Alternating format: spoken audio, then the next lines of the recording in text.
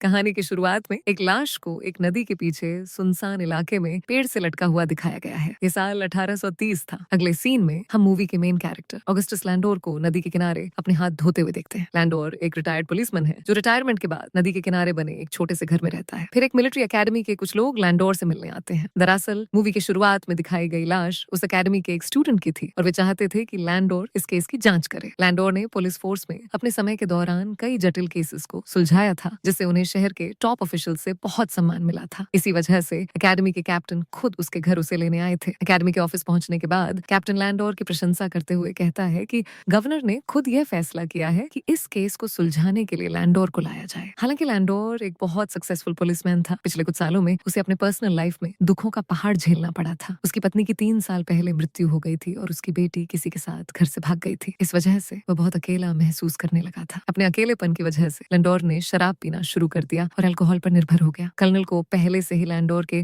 Personal life की समस्याओं के बारे में पता था, इसलिए उसे इस मुश्किल स्थिति में उसे इतनी बड़ी जिम्मेदारी देने में असहजता महसूस हुई। हालांकि अपनी पर्सनल प्रॉब्लम्स को एक तरफ रखते हुए लैंडोर कर्नल से वहां बुलाने का कारण पूछता है। कर्नल उसे बताता है कि अकेडमी के फ्राई नाम के एक स्टूडेंट ने पिछली रात सुसाइड कर लिया था, लेकिन यह वह बात नहीं थी जो कर्नल और कैप्टन को परेशान कर रही थी। असली समस्या यह थी कि जब फ्राई की लाश को हॉस्पिटल लाया गया तो किसी ने उसके सीने से उसका दिल निकाल लिया था। इसके बाद कर्नल लैंडोर को हॉस्पिटल ले जाता है जहां फ्राई की लाश रखी है। डॉक्टर मार्क्विस जो बॉडी की जांच कर रहा है, लैंडोर को बताता है कि कैसे एक अज्ञात अपराधी ने छाती को चाकू से काटकर साफ सुथरे तरीके से दिल निकाल लिया था। किसी व्यक्ति के सीने से दिल निकालना कोई आसान काम नहीं है। लैंडोर डॉक्टर से पूछता है कि क्या एक नॉर्मल व्यक्ति यह कर सकता है या इसके लिए सर्जन होना जरूरी है। डॉक्टर जवाब देता है कि अगर किसी को ह्यूमन बॉडी का नॉलेज है तो वह भी हार्ट निकाल सकता है, इसलिए सर्जन होना जरूरी नहीं है। इसके बाद लैंडोर सबसे पहले उस स्पॉट पर जाता है जहां फ्राई ने सुसाइड किया था। वहां कैप्टन के साथ वो सोल्जर भी है जिसने सबसे पहले फ्राई की बॉडी को डिस्कवर किया था। जब लैंडोर सोल्जर से क्वेश्चन करता है तो वह कहता है कि कल रात एरिया में पेट्रोल करते समय उसने किसी के चिल्लाने की आवाज सुनी थी। जब उसने आवाज का फॉलो किया तो उसे फ्राई की बॉडी एक पेड़ से लटकी हुई मिली। सोल्जर आगे कहता है कि फ्राई को कल रात ही फांसी दी गई थी, लेकिन उसके पैर अभी भी ग्राउंड को टच कर रहे थे। ये सुनकर लैंडोर से पूछता है कि क्या उसने आसपास किसी और को देखा था। सोल्जर जवाब देता है नहीं। इस पर लैंडोर मुस्कुराता है और उसे जाने के लिए कहता है। इसके बाद लैंडोर और कैप्टन हॉस्पिटल वापस आते हैं। लैंडोर खुद बॉडी की जांच करता है और फ्राई के सिर के पीछे एक गहरा वूंड पाता है। उसे फ्राई के हाथों पर भी इंजरीज मिलती हैं, जो शायद तब हुई थी जब उसने फांसी पर लटकाए जाने के दौरान खुद को फ्री करने की कोशिश की थी। इससे यह अस्यूम किया जा सकता है कि फ्राई ने खुद को नहीं मारा था, बल्कि किसी ने जबरदस्ती उसे पेड़ पर लटकाया था। इस बीच डॉक्टर आ जाता है। जब लैंडोर और डॉक्टर फ्राई के सिर पर इंजरी देखते हैं तो डॉक्टर हैरान होता है कि उसने पहले इतने सीरियस वंड को कैसे नोटिस नहीं किया। फिर लैंडोर और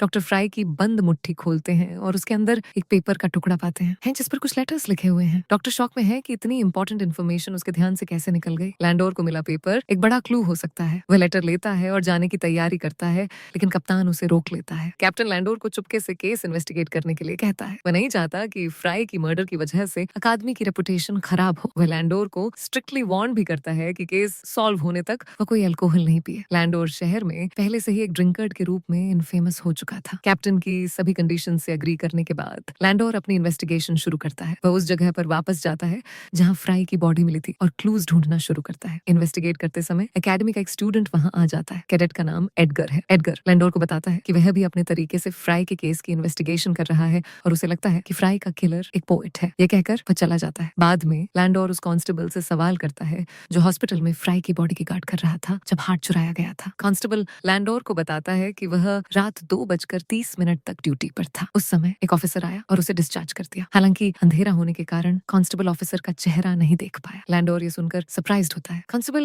एक और स्ट्रेंज बात बताता है। उसने देखा कि ऑफिसर के कंधे पर रैंक बैज नहीं था, जो आमतौर पर किसी भी ऑफिसर के लिए शेम की बात होती है। ये लैंडोर को और भी पजल्ड कर देता है, इसलिए वह अपने माइंड को शांत करने के लिए एक बार में जाता है। लैंडोर बारटेंडर पेटी को बहुत अच्छी तरह जानता था। आज पेटी थोड़ी अपसेट महसूस कर रही थी। जब लैंडोर उससे उसकी चिंता का कारण पूछता है तो पैटी उसे बताती है कि वह फ्राई को बहुत अच्छी तरह जानती थी और उसकी मौत से बहुत दुखी है। वह ये भी कहती है कि एकेडमी में कुछ ही स्पेशल लोगों को फ्राई की मौत के बारे में पता था। लैंडोर सरप्राइज्ड होकर पैटी से पूछता है कि उसे इस इंसिडेंट के बारे में कैसे पता चला। पैटी बार में बैठे एक आदमी की ओर इशारा करती है। लैंडोर देखता है कि वह और कोई नहीं बल्कि एडगर है, वही व्यक्ति जिसने उसे बताया था कि फ्राई का मर्डरर एक पोएट था। लैंडोर एडगर से पूछता है कि उसने ऐसा क्यों कहा। एडगर अपने पोएटिक स्टाइल में कहता है कि किसी का हार्ट चुराने जैसा क्राइम करने के बारे में सिर्फ एक पोएट ही सोच सकता है। वह कहता है कि वह खुद एक पोएट है, इसलिए वह जानता है कि एक पोएट कैसे सोचता है। लैंडोर समझ जाता है कि कि एडगर शराब के प्रभाव में बात कर रहा है। जैसे ही लैंडोर जाने वाला होता है, एडगर उसे रोकता है और एक सीक्रेट बताता है। कुछ समय पहले फ्राई का अपने रूममेट से झगड़ा हुआ था, लेकिन किसी को नहीं पता कि झगड़ा किस बारे में था। अगले दिन लैंडोर और कैप्टन 2 सोल्जर्स को पूछताछ के लिए लाते हैं। उनमें से एक फ्राई का रूममेट था। लैंडोर उससे फ्राई के बीच हुए झगड़े के बारे में पूछता है। रूममेट जवाब देता है कि उनके बीच कभी कोई गंभीर झगड़ा नहीं हुआ। वह कहता है कि फ्राई बुरी संगत में पड़ गया था और वह उसे सही रास्ते पर लाने की कोशिश कर रहा था। इस बारे में उनका छोटा सा आर्ग्यूमेंट हुआ था। हालांकि फ्राई के रूममेट को नहीं पता था कि वे बुरे दोस्त कौन थे। फ्राई ने कभी उनके नाम उसके साथ शेयर नहीं किए। लैंडोर उसका स्टेटमेंट लेता है और उसे अपने कमरे में वापस जाने की अनुमति देता है। इसके बाद वे स्टॉडर्ड नाम के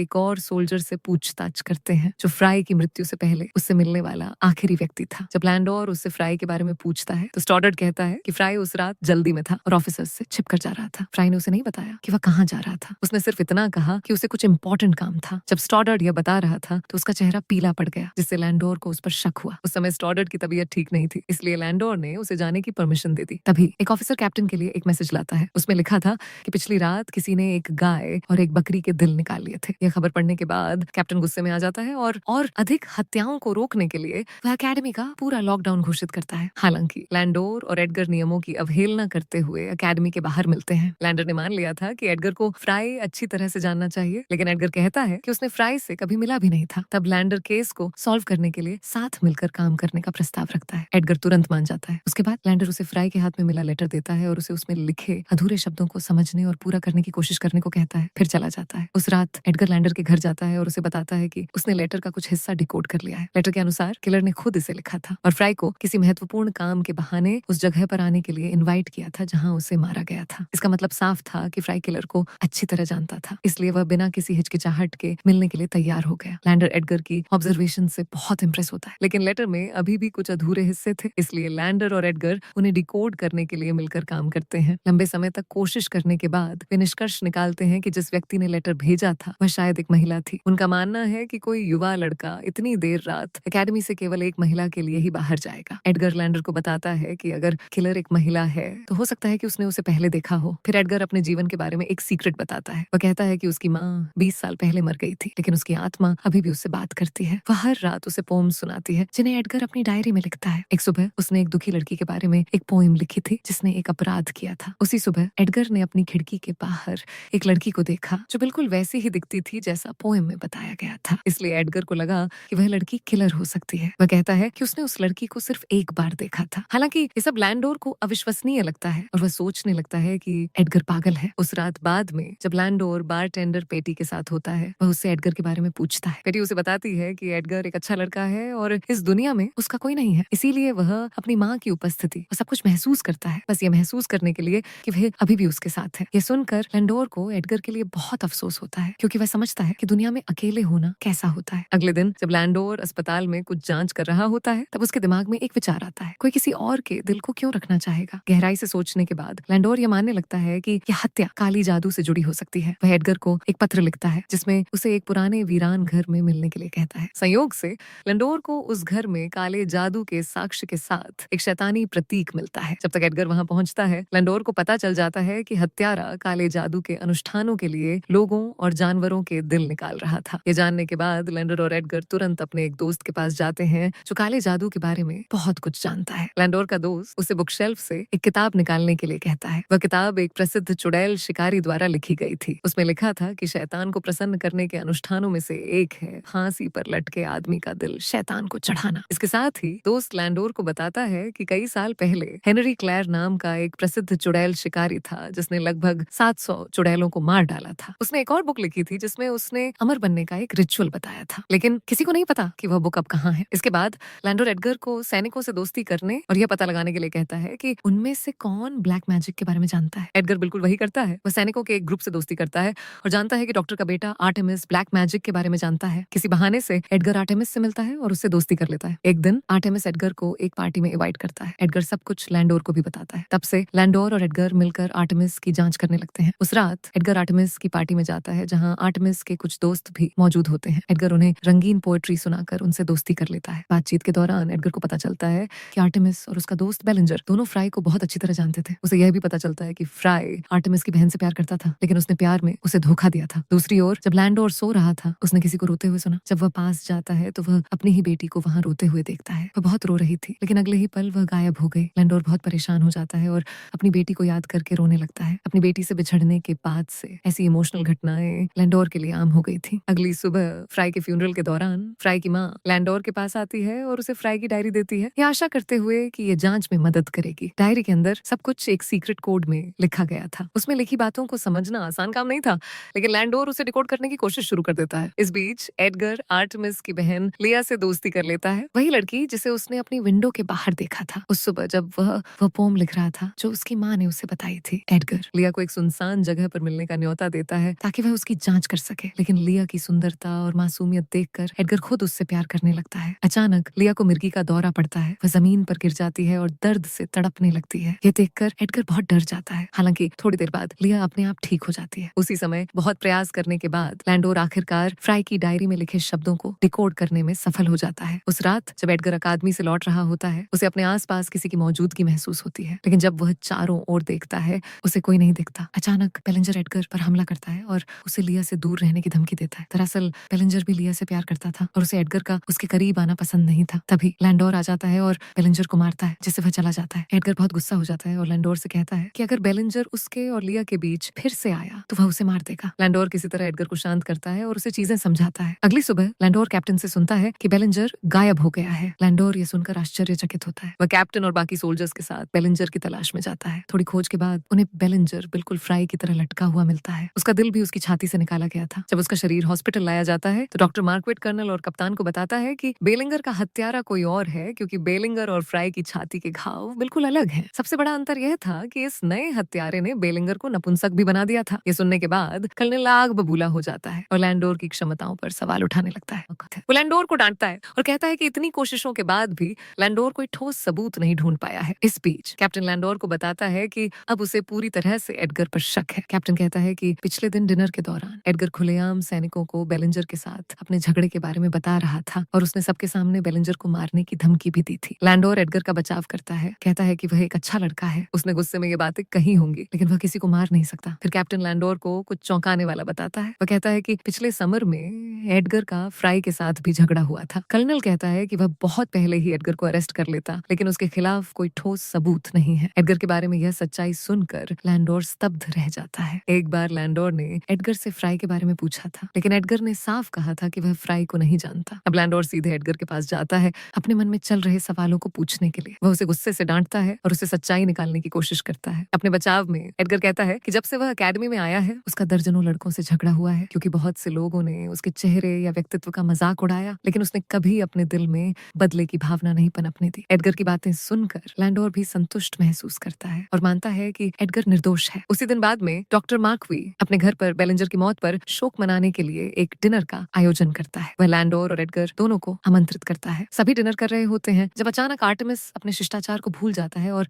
लैंडोर से रुखाई से बात करने लगता है। दरअसल उसे शक है कि लैंडोर ने चुपके से उसके कमरे की तलाशी ली थी, इसलिए वह लैंडोर का अपमान करता रहता है। इस व्यवहार को देखकर आर्टेमिस की माँ उस पर गुस्सा होती है और डिनर टेबल छोड़ देती है। उसके तुरंत बाद लिया भी उठकर चली जाती है। हालांकि डॉक्टर अपने परिवार के असभ्य व्यवहार के लिए लैंडोर से माफी मांगते हैं और माहौल हल्का करने के लिए उसके लिए एक ड्रिंक बनाने की पेशकश करते हैं। जब डॉक्टर ड्रिंक बना रहे होते हैं, लैंडोर उनकी शेल्फ पर एक जादू की किताब देखता है। इसे देखकर लैंडोर को डॉक्टर पर शक होने लगता है। वह डॉक्टर की जांच करने का फैसला करता है और उनसे पूछता है कि क्या उनकी बेटी बीमार है। डॉक्टर उसे बताते हैं कि उनकी बेटी लिया को एक खतरनाक बीमारी है, जिसके कारण वह हमेशा डर में रहती है। इस बीमारी के कारण उसकी अभी तक शादी नहीं हुई है। जब वे बात कर रहे होते हैं, आर्टेमिस उन्हें लिया का पियानो परफॉर्मेंस सुनने के लिए बुलाने आता है, लेकिन लैंडोर कहता है कि वह थोड़ी ताजी हवा लेना चाहता है और इस मौके का उपयोग आर्टेमिस के कमरे में छिपकर तलाशी लेने के लिए करता है। इस बीच एडगर सब कुछ भूल जाता है और लिया के पियानो की धुन में खो जाता है। वह लिया से इतना प्यार करने लगा था कि उसके लिए कुछ भी करने को तैयार था। दूसरी ओर लैंडोर को आर्टेमिस के कमरे में एक कोट मिलता है जिसके कंधे पर कोई रैंक नहीं है। लैंडोर को याद आता है कि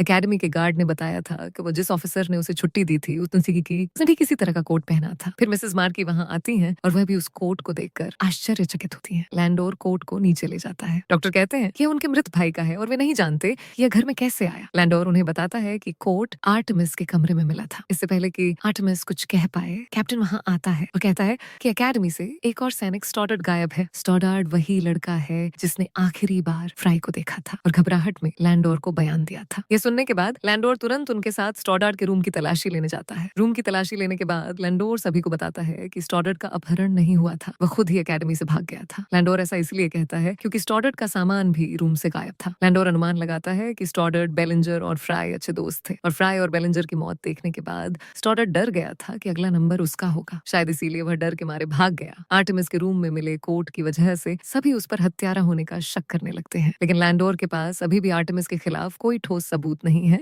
इसलिए वह कर्नल से सबूत इकट्ठा करने के लिए कुछ और समय मांगता है। इस बीच एडगर लिया के पास जाता है और उसे अपनी कविता सुनाता है। फिर लिया उसे घूमने के लिए बाहर ले जाती है। दूसरी तरफ लैंडोर अपने दोस्त से मिलने जाता है और जानता है कि हेनरी एल क्लैरिक, जिसने अमृतत्व पर बुक लिखी थी, वास्तव में शैतान का पुजारी था। लैंडोर का दोस्त उसे हेनरी एल क्लैरिक, जिसने अमृतत्व पर बुक लिखी थी, वास्तव में शैतान का पुजारी था, क्लैरिक की एक तस्वीर भी दिखाता है। लैंडोर को अचानक याद आता है कि उसने ये पेंटिंग कहीं और देखी है। वह तुरंत डॉक्टर के घर की ओर भागता है। उसने वह तस्वीर हेनरी की डॉक्टर के घर में देखी थी क्योंकि उसने डॉक्टर के घर में काली जादू की बुक देखी थी जो शायद हेनरी ने लिखी थी। साथ ही हेनरी की पेंटिंग दीवार पर लटकी हुई थी। अब लैंडोर को शक है कि डॉक्टर का पूरा परिवार शहर में हो रही सभी रहस्यमयी घटनाओं के पीछे है। उसका संदेह निश्चितता में बदल जाता है जब वह जादू की बुक अपने हाथों में लेता है। यह वास्तव में हेनरी द्वारा लिखी गई थी। लैंडोर डॉक्टर को धमकाता है और उसे सच बताने के लिए मजबूर करने की कोशिश करता है। डॉक्टर डर जाता है और सब कुछ कबूल करने लगता है। डॉक्टर लैंडोर को बताता है कि उसकी बेटी लीह को एक गंभीर बीमारी है और उसके पास जीने के लिए सिर्फ 3 महीने बचे हैं। उसने उसे बचाने के लिए हर इलाज की कोशिश की, लेकिन कोई दवा काम नहीं की। फिर एक दिन लीह ने डॉक्टर को बताया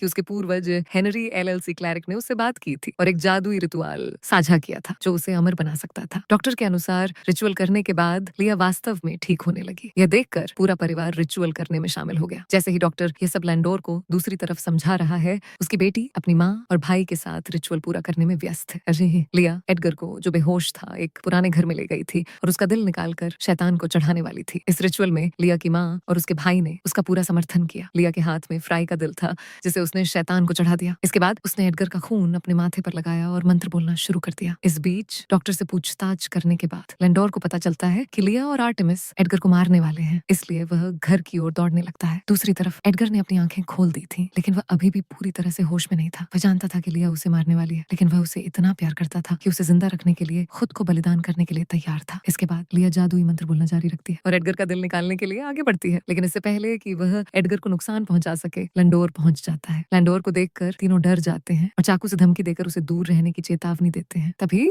एक मोमबत्ती गिरती है और घर में आग लग जाती है। आर्टेमिस और लैंडोर के बीच झगड़ा शुरू हो जाता है। लिया स्पेल बोलती रहती है, लेकिन अचानक एक जलता हुआ लकड़ी का बीम उस पर गिर जाता है और उसे बुरी तरह से चोट पहुंचाती है।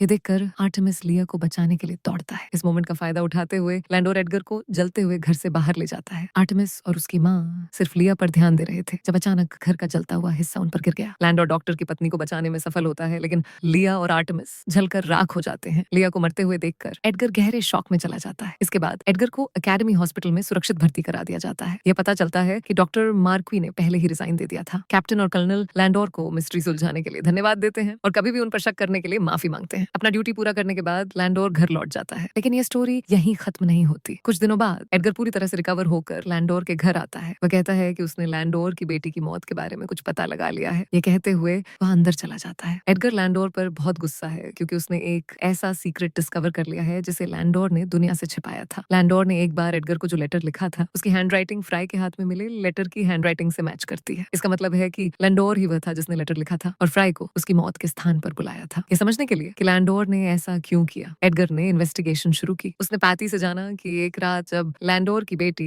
एक पार्टी से घर लौट रही थी, तब एकेडमी के 3 शरारती कैडेट्स ने उसके साथ रेप किया था। ये जानने के बाद एडगर समझ गया कि फ्राई निश्चित रूप से उस क्राइम में शामिल था, लेकिन अब एडगर पूरी सच्चाई सीधे लैंडोर से सुनना चाहता था क्योंकि अब तक वह बहुत कुछ जान चुका था। तो लैंडोर ने उसे सब कुछ बताना शुरू किया। असल में लैंडोर की बेटी किसी के साथ भाग नहीं गई थी, बल्कि उसके साथ हुए भयानक क्राइम की वजह से उसने पहाड़ से कूदकर अपनी जान दे दी थी। बदला लेने के लिए लैंडोर चुपके से दोषियों की तलाश कर रहा था। उसे अपनी बेटी से पहले ही फ्राई का लॉकेट मिल चुका था, इसलिए लैंडोर जानता था कि फ्राई उन तीनों में से एक था। फ्राई को मारने के लिए उसने पैट के नाम से एक लेटर लिखा और फ्राई को एकेडमी से बाहर बुलाया। फिर लैंडोर ने अपने हथियार से उसे बेहोश कर दिया और बाद में उसे एक पेड़ से लटका दिया। उसने फ्राई से दूसरे 2 लड़कों के नाम भी पूछे थे, लेकिन फ्राई ने कुछ भी नहीं बताया। फिर लैंडोर ने किसी के आने की आवाज सुनी और उसे भागना पड़ा। लैंडोर खुशकिस्मत था क्योंकि उसी रात डॉक्टर ने ब्लैक मैजिक रिचुअल के लिए फ्राई का दिल निकाल लिया था। ऐसा लग रहा था जैसे भगवान भी लैंडोर की बेटी के रेपिस्ट्स को सजा देने में उसकी मदद कर रहे थे। यहाँ तक कि कर्नल ने भी फ्राई की मौत की जांच के लिए लैंडोर को ही चुना था। लैंडोर ने इसका फायदा उठाया